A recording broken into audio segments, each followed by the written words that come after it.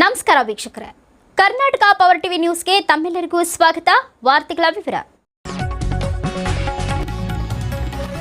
ದೇಶದ 79ನೇ ಸ್ವಾತಂತ್ರ್ಯ ದಿನಾಚರಣೆ ಹಿನ್ನೆಲೆಯಲ್ಲಿ ಐತಿಹಾಸಿಕ ದೆಹಲಿಯ ಕೆಂಪುಕೋಟೆ ಮೇಲೆ ಸತತ 13 ಬಾರಿ ಧ್ವಜಾರೋಹಣ ನೆರವೇರಿಸಿ ದೇಶವಾಸಿಗಳಿಗೆ ಹಲವಾರು ಯೋಜನೆಗಳನ್ನ ಈ ಸಂದರ್ಭದಲ್ಲಿ ಪ್ರಧಾನಮಂತ್ರಿ ನರೇಂದ್ರ ಮೋದಿಯವರು ಪ್ರಕಟಿಸಿ ಮಾತನಾಡಿದರು. ವರದಿಗಾರರು ಮಹಮ್ಮದ್ ರಫಿ, ಬಳ್ಳಾರಿ ಜಿಲ್ಲೆ.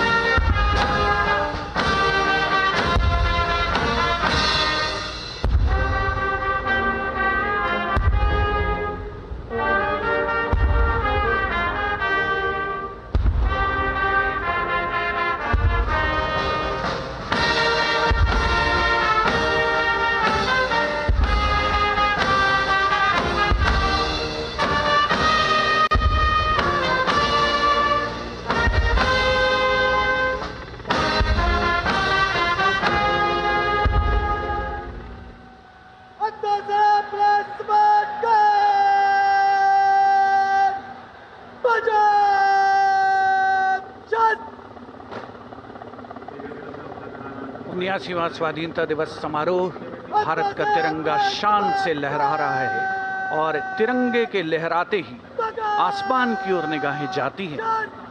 इस वर्ष स्वाधीनता दिवस समारोह को अनोखा कलेवर प्रदान कर रहे हैं भारतीय वायुसेना के 2 Mi-17 हेलीकॉप्टर्स एक राष्ट्रीय ध्वज लिए हुए आपके स्क्रीन पर फूलों की वर्षा करता हुआ, और दूसरा ऑपरेशन सिंदूर को दर्शाने वाला ध्वज लिए हुए इन हेलीकॉप्टर्स की कमान संभाल रहे हैं विंग कमांडर विनय पूनिया और wing commander Aditya Jaiswal.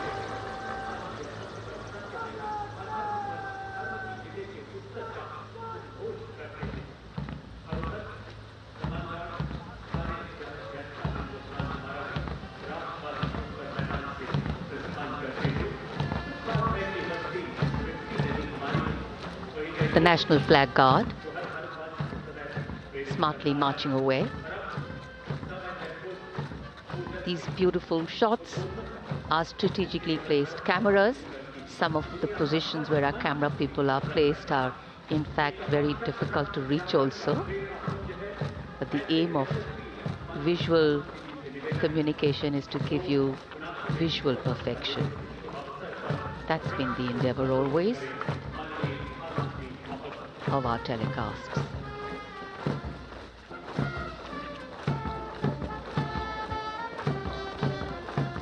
National flag guard के जवान के साथ भी आज लाल किला जुड़ा हुआ है.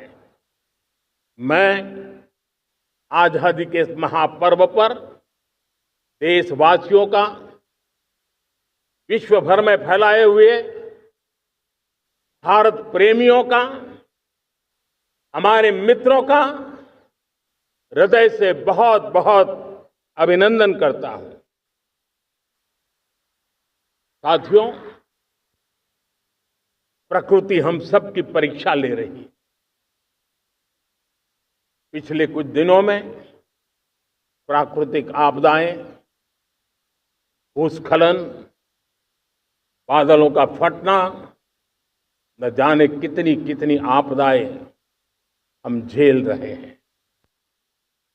पीड़ितों के साथ हमारी संवेदना है. राज्य सरकारें और केंद्र सरकार मिलकर के बचाव के काम, राहत के काम, पुनर्वसन के काम में पूरी शक्ति से जुटे हुए हैं. साथियों, आज 15 अगस्त का एक विशेष महत्व भी मैं देख रहा. मुझे बहुत गर्व हो रहा है. आज मुझे लाल किले की प्राचीर से ऑपरेशन सिंदूर के वीर जाबाजों को सैल्यूट करने का अवसर मिला है.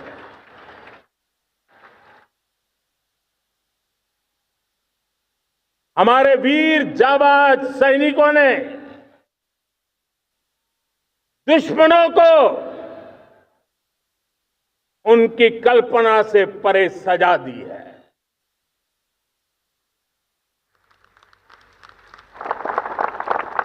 और इस अपील को पहलगाम में सीमा पार से आतंकियों ने आकर के जिस प्रकार का कत्ले आम किया, धर्म पूछ करके लोगों को मारा गया, पति के सामने पति को गोलियां दी, बच्चों के सामने अपने पिता को मौत के घाट उतार दिया गया। पूरा हिंदुस्तान आक्रोश से भरा हुआ था। पूरा विश्व भी इस प्रकार से संहार से चौंक गया था। मेरे प्यारे देशवासियों, ऑपरेशन सिंदूर उसी आक्रोश की अभिव्यक्ति है।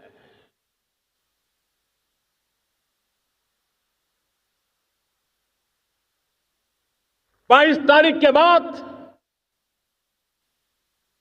हमने हमारे सेना को खुली छूट दे दी। के लिए यह हमारी महत्वपूर्ण घोषणा है। मेरे प्यारे देशवासियों, आज पूरा विश्व क्रिटिकल मिनरल को लेकर के बहुत ही सतर्क हो गया है। उसके सामर्थ्य को लोग भली भांति समझने लगे हैं। कल तक जिस तरफ ज्यादा ध्यान नहीं था, वो आज सेंटर स्टेज पे है। हमारे लिए भी क्रिटिकल मिनरल्स में आत्मनिर्भरता बहुत अनिवार्य है। एनर्जी का सेक्टर हो, इंडस्ट्री का सेक्टर हो, रक्षा क्षेत्र हो, टेक्नोलॉजी के हर क्षेत्र हो, आज क्रिटिकल मिनरल्स की टेक्नोलॉजी के अंदर बहुत अहम भूमिका है। और इसलिए नेशनल क्रिटिकल मिशन हमने लॉन्च किया है। 1200 से अधिक स्थानों पर खोज का अभियान चल रहा है और हम क्रिटिकल मिनरल में भी आत्मनिर्भर बनने की दिशा में आगे बढ़ रहे हैं। मेरे प्यारे देशवासियों, स्पेस सेक्टर का कमाल तो हर देशवासी देख रहा, गर्व से भर जा रहा। और हमारे group captain Shubhanshu Shukla space station से लौट चुके हैं और आने वाले कुछ दिनों में वो भारत भी आ रहे हैं। हम स्पेस में भी अपने दम पर आत्मनिर्भर भारत गगनयान की तैयारी कर रहे हैं। हम अपने बलबूते पर हमारा अपना स्पेस स्टेशन बनाने की दिशा में हम काम कर रहे हैं। और पिछले दिनों स्पेस में जो रिफॉर्म किए गए, मुझे बहुत गर्व हो रहा है। मेरे देश के 300 से ज्यादा स्टार्टअप्स आप सिर्फ और सिर्फ स्पेस सेक्टर में काम कर रहे हैं और उन 300 स्टार्टअप में हजारों नौजवान पूरे सामर्थ्य के साथ जुटे हैं।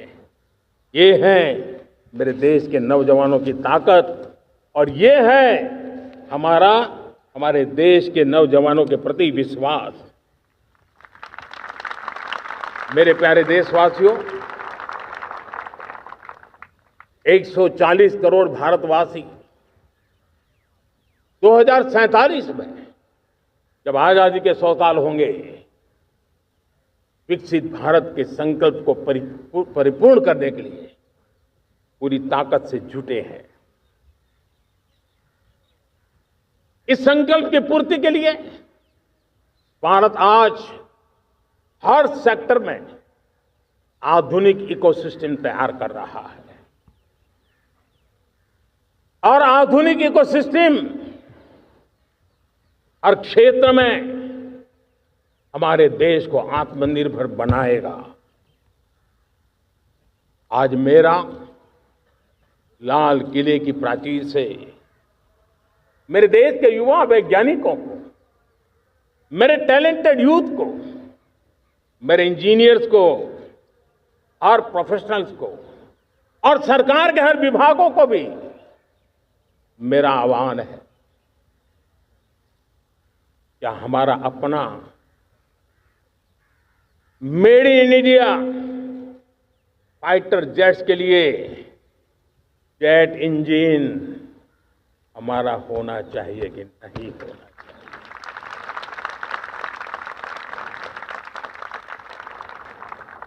हम फार्मा ऑफ द वर्ल्ड माने जाते हैं। वैक्सीन में हम नए नए विक्रम स्थापित करते हैं, लेकिन क्या समय की मांग नहीं है? हम रिसर्च और डेवलपमेंट में और ताकत लगाएं, हमारे अपने पेटेंट हो, हमारी अपनी बनाई हुई मानव जात के कल्याण की सस्ते से सस्ती और सबसे कारगर, जब आजादी के 100 साल होंगे, विकसित भारत के संकल्प को परिपूर्ण करने के लिए पूरी ताकत से जुटे हैं। इस संकल्प की पूर्ति के लिए भारत आज हर सेक्टर में आधुनिक इकोसिस्टम तैयार कर रहा है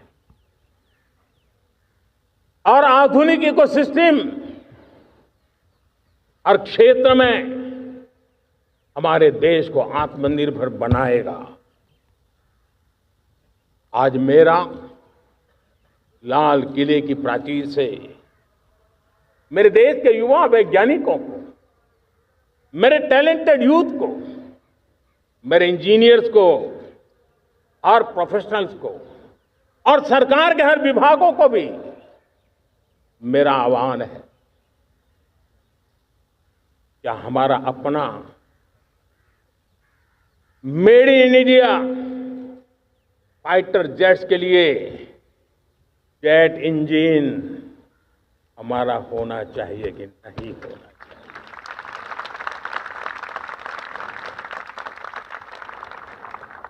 हम फार्मा ऑफ द वर्ल्ड माने जाते हैं। वैक्सीन में हम नए नए विक्रम स्थापित करते हैं, लेकिन क्या समय की मांग नहीं है? हम रिसर्च और डेवलपमेंट में और ताकत लगाएं, हमारे अपने पेटेंट हो, हमारी अपनी बनाई हुई मानव जात के कल्याण की सस्ते से सस्ती और सबसे कारगर नई नई दवाइयों की शोध हो, हर संकट में साइड इफेक्ट के बिना मानव जात के कल्याण में काम आए। बायो 3 पॉलिसी भारत सरकार ने बनाई है। मैं देश के नौजवानों को कहता हूं, आइए बायो 3 पॉलिसी का अध्ययन करके अब कदम उठाइए। देश का भाग्य बदलना है, आपका सहयोग चाहिए। मेरे प्यारे देशवासियों, आज आईटी का युग है, डेटा की ताकत है। क्या समय की मांग नहीं है? ऑपरेटिंग सिस्टम से लेकर के साइबर सुरक्षा तक, डीप टेक से लेकर के आर्टिफिशियल इंटेलिजेंस तक, सारी चीजें हमारी अपनी हो, इस पर हमारे ही लोगों का सामर्थ्य जुटा हुआ हो, उनकी सामर्थ्य शक्ति का विश्व को परिचय कराए। साथियों, आज दुनिया में सोशल मीडिया का हो, बाकी प्लेटफॉर्म का हो, दुनिया के प्लेटफॉर्म पर हम काम कर रहे हैं। दुनिया ने हमने दिखा दिया है, यूपीआई का हमारा प्लेटफॉर्म आज दुनिया को अजोबा कर रहा है। हमारे में सामर्थ्य है। रियल टाइम ट्रांजैक्शन में 50% अकेला भारत यूपीआई के माध्यम से कर रहा है। इसका मतलब की ताकत है। क्रिएटिव वर्ल्ड हो, सोशल मीडिया हो, ये जितने भी प्लेटफॉर्म्स हैं, मेरे देश के नौजवानों में चुनौती करता हूं आपको, आइए हमारे अपने प्लेटफॉर्म क्यों ना हो, हम क्यों दूसरों पर निर्भर रहे, क्यों भारत का धन बाहर जाए? और मुझे आपके सामर्थ्य पर भरोसा है। मेरे प्यारे देशवासी, जैसे ऊर्जा के क्षेत्र में हम डिपेंडेंट हैं, वैसा ही देश का दुर्भाग्य है कि फर्टिलाइजर, उसमें भी हमें दुनिया पर निर्भर रहना पड़ता है। मेरे देश के किसान भी फर्टिलाइजर का सही उपयोग कर करके धरती माता की सेवा कर सकते हैं। अनाप शनाप उपयोग से भी धरती मां को बहुत नुकसान पहुंचा रहे हैं। लेकिन साथ साथ मैं देश के नौजवानों को कहना चाहता हूं, देश के उद्योग जगत को कहना चाहता हूं, देश के प्राइवेट सेक्टर को कहना चाहता हूं, आइए हम फर्टिलाइजर के भंडार भर दें, हम नए नए तौर तरीके खोजें और भारत की आवश्यकता के अनुसार हम अपना फर्टिलाइजर तैयार करें। हम औरों पर निर्भर न रहे।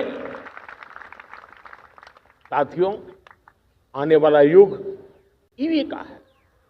अब ईवी बैटरी क्या हम नहीं बनाएंगे? हम निर्भर रहेंगे? सोलर पैनल की बात हो, इलेक्ट्रिक व्हीकल्स के लिए जिन जिन चीजों की आवश्यकताएं हैं वो हमारी अपनी होनी चाहिए। साथियों, मैं ये इसलिए कहने की हिम्मत करता हूं, क्यों? क्योंकि मुझे देश के नौजवानों के सामर्थ्य पर भरोसा है। और भरोसा सिर्फ वो मेरे देश के नौजवान हैं इतने मात्र से नहीं है। कोविड के समय हम बहुत सारी चीजों पर निर्भर थे। तो मेरे देश के नौजवानों को